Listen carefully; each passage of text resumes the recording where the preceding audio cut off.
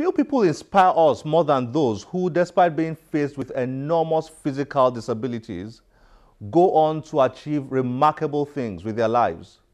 Our guest today is 15-year-old author Zainab Mohammed, who has lived with the challenge of a rare non-hereditary birth defect called proximal femoral focal deficiency, PFFD, which affects the pelvis, particularly the hip bone and the proximal femur. The disorder may affect one side or both, with the hip being deformed and the leg shortened. Zainab is the author of this book titled People Fear for Disabled, which reflects her thoughts, experiences, and creativity. I couldn't believe she's 15 when I read that book. We caught up with her to get a peep into the life and writings of such an inspiring young lady. Enjoy this.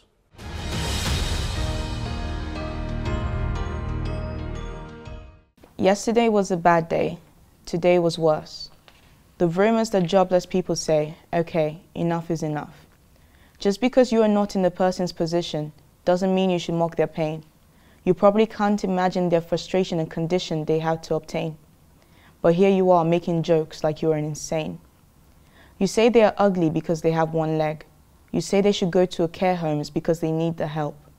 They are not the criminals but the victims, still they have to beg for forgiveness from the bullies while they yelp.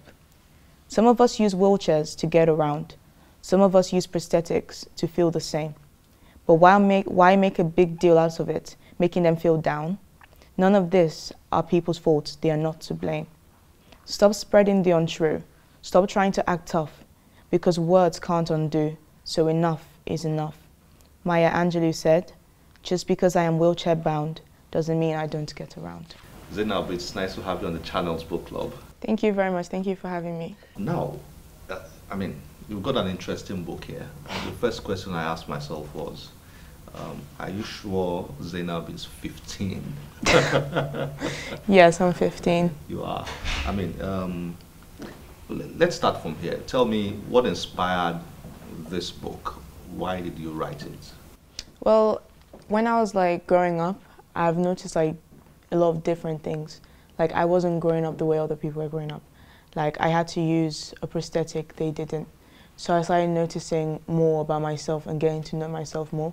But while I was going through that journey, I noticed people were being mean. They were saying things behind my back, really hurtful things. And I grew the confidence to start writing down my feelings, to be able to control them. And I decided one day I need to write a book about all of these feelings, maybe someone else is feeling the way I'm feeling. Yeah. I'm very impressed by the quality of the production of the book. And now you've got hard copy, and that's a soft copy, right? Yes, a paperback. That's fantastic. Now, I was wondering when I saw your title, People Fear for Disabled, I thought that you should have put the THE definite article there. Was that an oversight? You see, I knew this question was going to come up. But my medical condition is PFFD, which is proximal femoral focal deficiency. And as you can see here, this is an acronym. Yes. So I had to find words that would fit in, because if I put "the" there, it would disrupt the whole thing. And my medical condition, PFFD, will no longer be PFFD, it will be PFFTD, which will make no sense to other people. Smart. Yeah. Smart. PFFD. That's what inspired your book, your experience inspired your book. A lot of viewers out there, I'm sure, may not be very familiar with PFFD. I wasn't familiar with it until I laid my hands on your book. Can you please explain what PFFD is? Well, PFFD is proximal femoral focal deficiency, and it's one of the rare conditions, because usually when a child is born, the parents decide whether to cut the child's foot, and once the foot is gone, it's no longer PFFD. So that's why it's rare. And yeah, it's just basically rare. That's just it about it. Reading through your book, it seems so emotional. Tell me about the experience you had growing up Was it difficult? Was it painful? Yes, it was, because I don't walk like everyone else. Because this society expects you to be like everyone else, if you understand what I mean. Yeah. Like, once you walk straight, once you see one person walk straight, other people walk straight. That's how it's been going on for years. That's how it's meant to be. But then when one person is going a different route, it's just not right.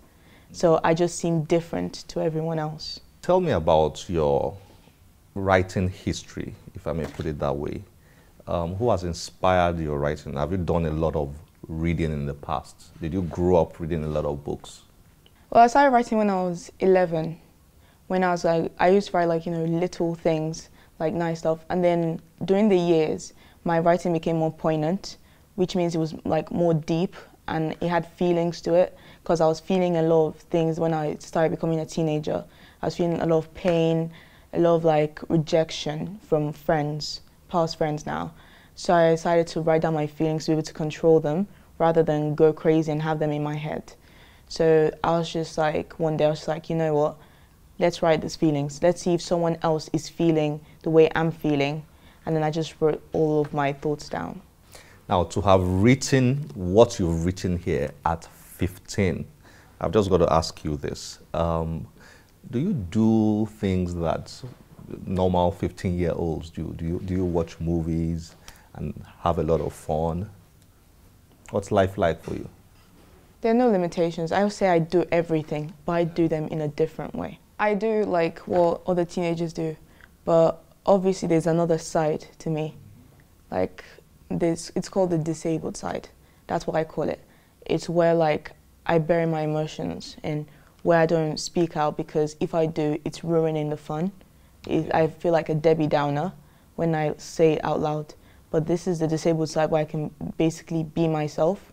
This is where I can connect with my writings, and it's like true sincerity and honesty. Now, you live in the UK, and this has been published in the UK. What have the reactions been like for you? Have people been responding positively to this book? Yes, it's online. Online? On both UK Amazon and US Amazon. Have you had any kind of reactions? Yes. Is it too soon?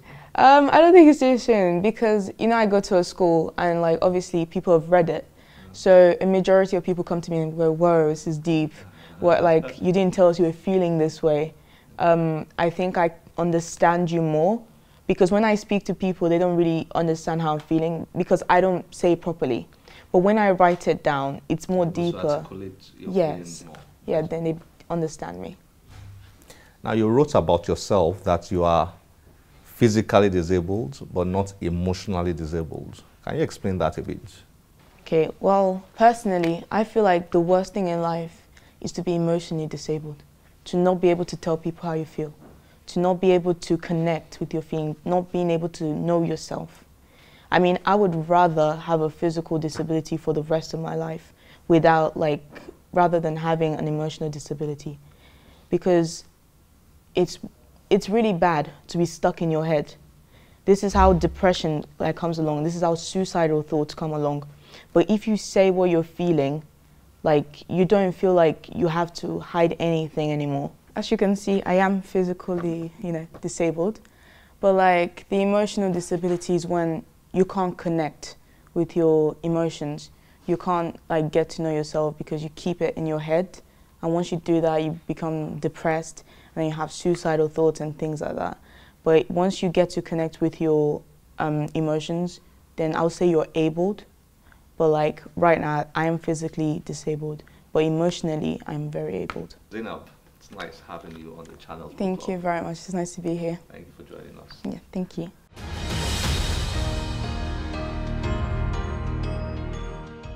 I hope you have enjoyed today's show.